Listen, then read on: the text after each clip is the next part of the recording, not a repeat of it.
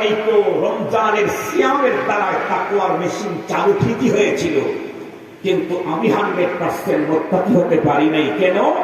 আমার বডির দরজা জানালা সব খোলা, সেখান দিয়ে তাকওয়া বের হয়ে যাচ্ছে। এ কারণে বুজুর্গরা বলেন 6 সপ্তাহ মেরে রোজা রাখো, 6 সপ্তাহ মেরে রোজা রাখো। 1 বছরের 30-29 রোজা দিয়ে তুমি আল্লাহর বান্দা থেকে বন্ধু হতে পারবে। এটা তো আল্লাহর কথা, এটা তো আল্লাহর কথা। সেই 6 সপ্তাহ কি? 1 নাম্বার, প্রয়োজনে লিখে রাখেন, না হয় রেকর্ড করেন। এটি মানতে হবে।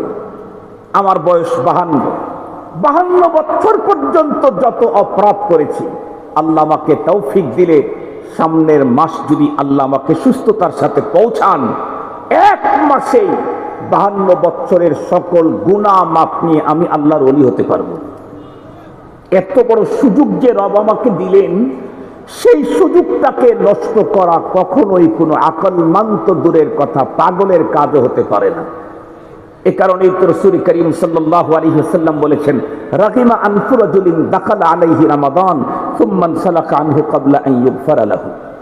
ওই মানুষটার নাকে মাটি ভরে যাক, ও ধ্বংস হোক, নিপাত যাক, যে রমজান মাস পেল অথচ জীবনের গুনাহ মাফ হওয়ার আগেই রমজান চলে গেল। সে ধ্বংস হোক। কেন?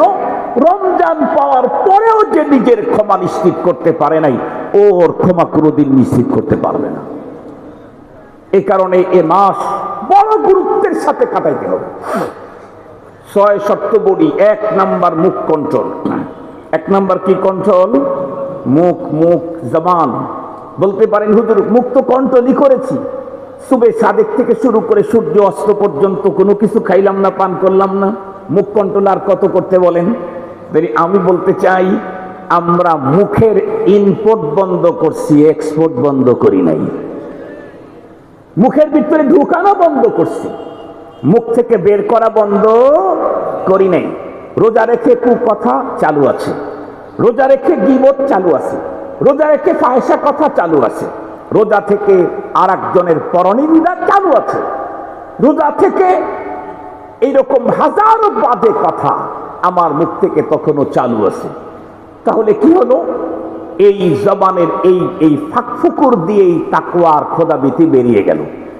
এ কারণে জবান কন্ট্রোল করতে হবে 1 নাম্বার। 2 নাম্বার, শুধু জবান কন্ট্রোল করলে হবে না, কানও কন্ট্রোল করতে হবে। কারণ আমি গীবত করি না, আমি ফাহিশা কথা বলি না, আমি পরনিন্দা করি না, আমি দুর্নাম চর্চা করি না। রমজান মাসে আর একজন করলে মজায় মজায় শুনতে থাকি, তাইলেও হবে না। কান কন্ট্রোল করতে হবে। রাসূল করিম সাল্লাল্লাহু আলাইহি ওয়াসাল্লাম ইরশাদ করেছেন, যেই মুসলমান নারী পুরুষ রোজা রাখার পরে সে নিজের মুখ কান চোখ কন্ট্রোল করতে পারলো না, ওর উপবাস থাকার কোনো জরুরত নাই। নবীজি বলেছেন, মোল্লার বক্তব্য না, খান সাহেবের বক্তব্য না, মুহাম্মদুর রাসূলুল্লাহ সাল্লাল্লাহু আলাইহি ওয়াসাল্লামের বক্তব্য।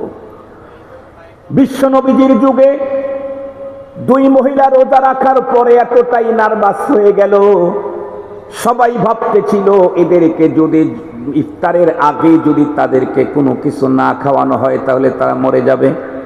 এ কারণে পয়গম্বরের একজন সাহাবী এসে আল্লাহর পয়গম্বরকে ডেকে বললেন, ওগো আল্লাহর হাবিব, আমাদের গোত্রের 2 জন মহিলা রোজা রাখার পরে এতটাই নার্ভাস হয়েছে, আপনি তাদেরকে যদি ইফতারের অনুমতি এখন না দেন, বেলা ডোবা পর্যন্ত অপেক্ষা করতে থাকলে মেয়ে 2টি মারা যেতে পারে। আপনি তো সারে, আপনি অনুমতি দিলে তো সবই জায়েজ হবে। বিশ্ব নবীজি সাহাবীকে বললেন, শোনো, ইফতার এই মুহূর্তে করার কোনো প্রয়োজন নাই, আমি তোমাকে বলছি 2টা পাত্র নিয়ে 2 জন মহিলার সামনে ধরো, আর তাদেরকে এই পাত্রের ভিতরে স্বেচ্ছায় বমি করতে বলো। সাহাবী যেমন হুকুম তেমন কাম। 2 মহিলার কাছে পাত্র পাঠিয়ে দেয়, তাদেরকে বলা হলো, পয়গম্বর তোমাদেরকে এর ভিতরে স্বেচ্ছায় বমি করতে বলেছেন। 2 জন মহিলা যখন বমি করলো, মুখ থেকে পেটের ভিতরের যা বেরিয়ে আসলো তা দেখে যারা বমি করলো তারাও আশ্চর্য হয়ে গেল, যারা দর্শনার্থী তারাও আশ্চর্য হয়ে গেল। কেন? তারা দেখতেছে তাদের পেটের ভিতর থেকে মুখ দিয়ে তাজা রক্ত আর গোশত বেরিয়ে এসেছে। এরা 2 জন অবাক হলো। কেন? কসম আল্লাহর, আমরা তো রোজাই রেখেছি, দিনের বেলায় তো কোনো কিছু খাইনি, সাহারিতে যেই আইটেমগুলি খেয়েছিলাম তার ভিতরে গোস্তের কোনো আইটেম ছিল না, কিন্তু আমাদের পেটের ভিতরের থেকে তাজা গোস্ত আর রক্ত কোথা থেকে বের হলো। এক পর্যায়ে আশ্চর্যান্বিত হয়ে পাত্র দুইটি পয়গম্বরের সামনে হাজির করা হলো। নবীজির কাছে জানতে চাওয়া হলো, ওগো আল্লাহর হাবিব, এমনটি কেন হলো? ব্যাপারটা তো এমন এমন এমন এমন। বিশ্ব নবীজি তখন উত্তর করলেন, একজন মহিলা গীবত করতেছিল রোজা রেখে, আর একজন মহিলা গীবত মজায় মজায় শ্রবণ করতেছিল। আল্লাহ পাকের কোরআনে আল্লাহ স্পষ্ট বলেছেন, আয়ুহিব্বু আহাদুকুম আন তাকুলা লাহমা আখিহি মাইতান ফাকারিহতুমু।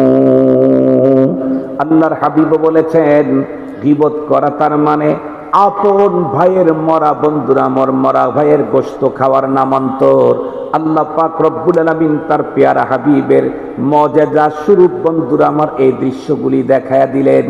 এরপরে আল্লাহর পয়গম্বর বললেন, শোনো, শুধুমাত্র কেবলমাত্র সিয়াম আর বন্ধুরা আমার অভুক্ত থাকার কারণে কোনো মানুষ এতটুকু নার্ভাস হতে পারে না।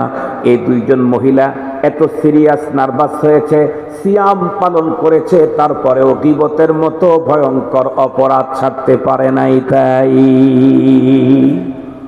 এই কারণে আমার জবানও কন্ট্রোল করতে হবে।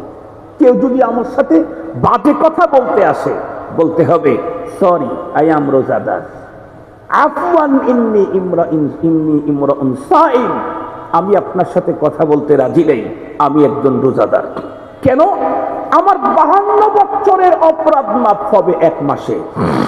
সঙ্গত কারণে আমাকে তো এই নীতি মেনেই চলতে হবে। 3 নাম্বার বন্ধুরা আমার, চোখ কন্ট্রোল। তার মানে কুদৃষ্টি দেওয়া যাবে না। এখন তো বর্তমান সময়ে মানুষ তাদের বন্ধুরা আমার দৃষ্টি হেফাজত করা কিয়ামতের চাইতেও বন্ধুরা আমার কম না। হাতে হাতে বন্ধুরা আমার, আমাদের হাতে হাতে যা আছে, শয়তানও সাথে সাথে আছে। ঠিক বললাম না বে? ঠিক বললাম? আমাদের হাতে হাতে এইটা আছে, আর শয়তানও আমাদের সাথে সাথে আছে। এরপরে বর্তমান রাস্তাঘাটের যে হালত, যে কোনো অবস্থাতে ঘরের ভিতরে থাকলে আর বের হইলে বেগানা নারীর কোনো অভাব নাই। এ কারণে নিজের দৃষ্টিকে হেফাজত করা বড় কঠিন। তবে মনে রাখতে হবে, যত কঠিন বন্ধুরা আমার তত বড় দাম।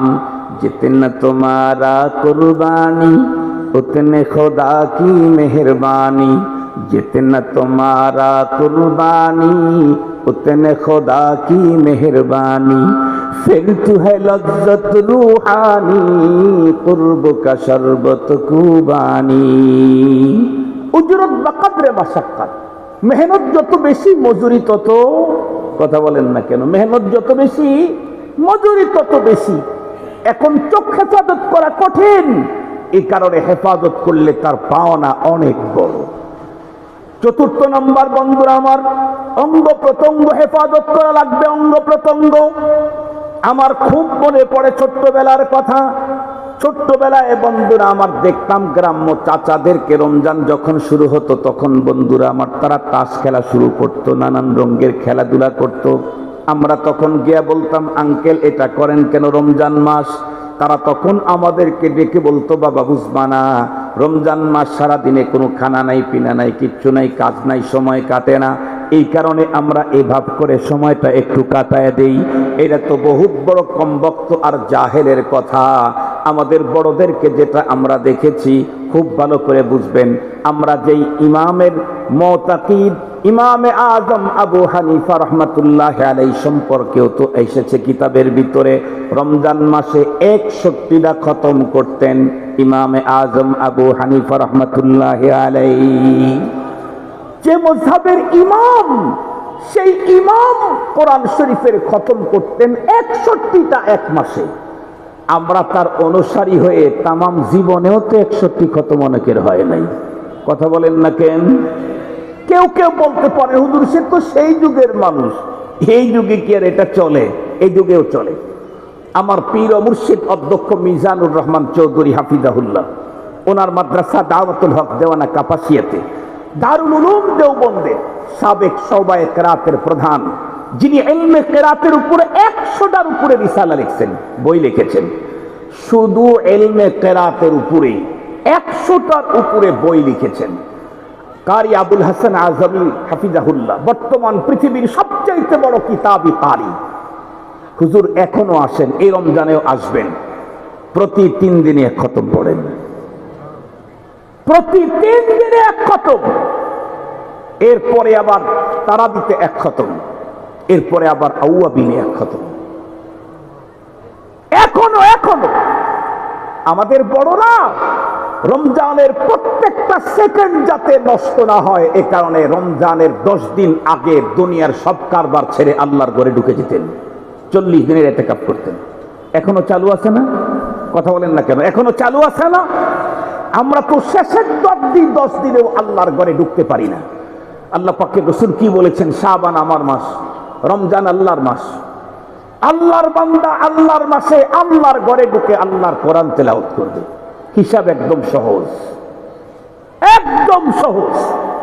দুঃখের সাথে বলতে হয়, যে নবীর উপরে কোরআন নাযিল করা হলো সেই নবী আলাইহিস সালামকে পর্যন্ত যতদিন বেঁচে ছিলেন ততদিন জিবরাইল আমিন এসে পুরা কোরআনে এক দৌড় কোরআন তেলাওয়াত শোনায় যাইতেন। যে রাসূলের উপরে কোরআন নাযিল করা হয়েছে সেই নবীজি। আর আমরা কত বড় কমবক্ত বদনসিব, যারা তেলাওয়াত জানি তারা তেলাওয়াত করি না, যারা তেলাওয়াত জানি না রমজান কোরআন নাযিলের মাসেও কোরআন সিনার ভিতরে ভরার কোনো ফিকির নাই। এই জন্য আসেন, কোরআন নাযিলের মাস হলো রমাদানুল মুবারক। এ মাসে কোরআন পড়তে অন্য মাসের তুলনায় মজা আরো বেশি, মজা আরো বেশি। মুহতারাম হাজিরিন, এই জন্য আমরা ইনশাআল্লাহ রমজানে অঙ্গ প্রত্যঙ্গ দিয়েও কোনো গুনাহ করব না। রাজি আছেন ইনশাআল্লাহ? 5 নাম্বার হলো, এত কিছু করার পরে সাহারি আর ইফতারে খেতে হবে হালাল খাবার। হালাল খাবার যদি পান্তা ভাত হয়, সাহারিতে পান্তা খেয়েছে, ইফতারি পান্তা খেয়েছে, হালাল আর পায় নাই, এই লোকটা আল্লাহর দোস্ত হতে পারবে। সাহারিতে 25 আইটেম, ইফতারে 50 আইটেম, হারামখোর, জিন্দেগিতে কোনোদিন আল্লাহর দোস্ত হওয়ার কোনো সুযোগ নাই। হারামখোর কখনো আল্লাহর ওলি হতে পারে না। 6 নাম্বার, এটা হলো 6 নাম্বার।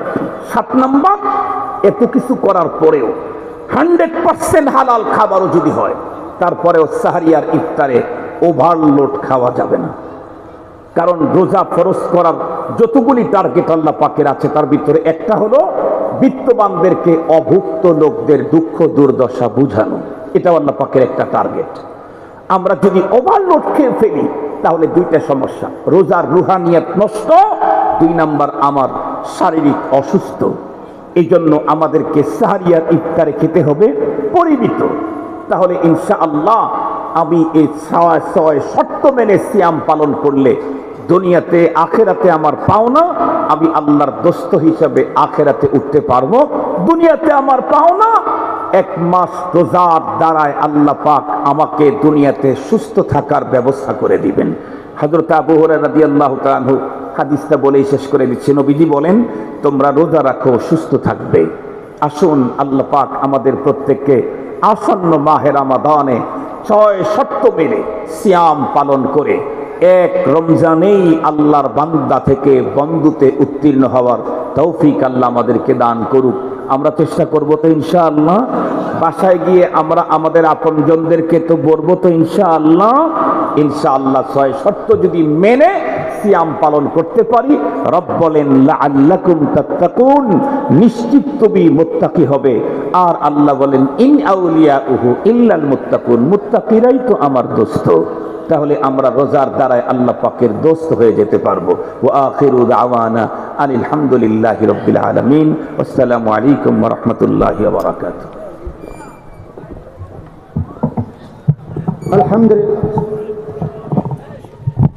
আলহামদুলিল্লাহ ভাই, এখন ঈশার আজান হবে 8:10 ইনশাআল্লাহ। ঈশার জামাত অনুষ্ঠিত হবে।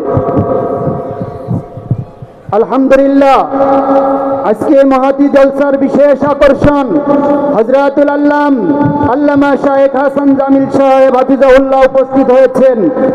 আল্লামা মুফতি হাবিবুল্লাহ মাহমুদ কাসেমী সাহেব উপস্থিত হয়েছেন। ঈশাবাদ ইনশাআল্লাহ